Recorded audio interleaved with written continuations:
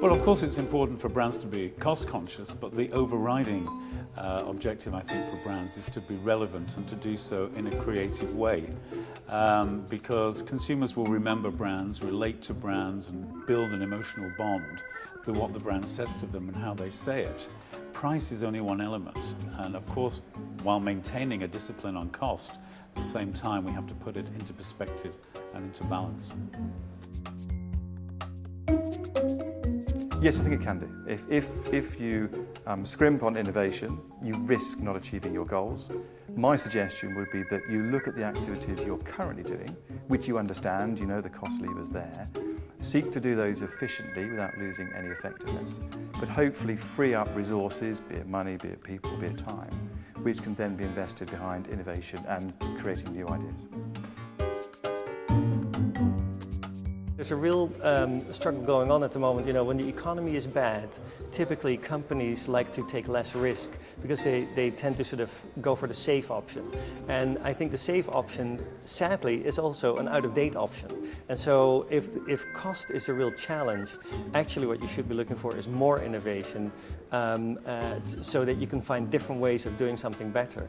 But that goes against the grain of what sort of your natural instinct tells you, which is to sort of default back to the safe mode.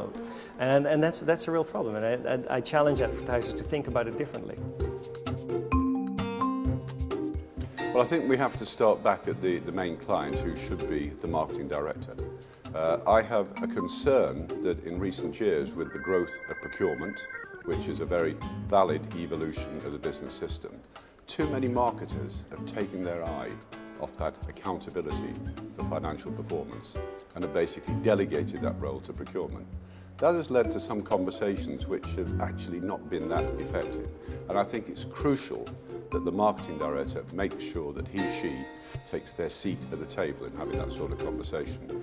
Only then can you have a holistic conversation with the agency partner on all dimensions of effectiveness, which is not just financial effectiveness or the return on that particular investment, it's all the other intangible qualitative elements of the output that the client is looking for from the agency. I think the criteria for agency performance have changed in theory, and I think there's a lot of talk about being incentivised around wider business performance or real commercial performance. Personally, I don't think that's really made a difference. I think agencies are better if they're left to focus on the things they're good at, to focus on creative impact, to focus on fantastic ideas.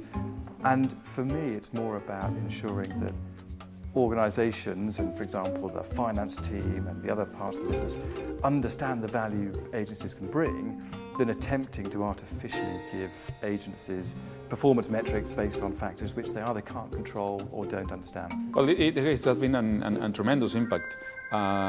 We are now working closer with the agencies to really involve them in the business performance metrics. So we just don't evaluate them on creativity or service to us as a clients, but as how they are helping us to achieve our results. Well, from an Indian perspective, it still is effectiveness of advertising. The value for money, the bang for the buck is the biggest challenge, you know. Is your advertising delivering the kind of goods in terms of sales and market share? I think if people focus on cost alone, they forget the ultimate equation, which is value. And so what we need to do is keep control of costs and look for ways of managing costs, but never at the expense of the outputs. And so people should be thinking about what is the value of what I'm doing and focusing on that and not just the cost alone.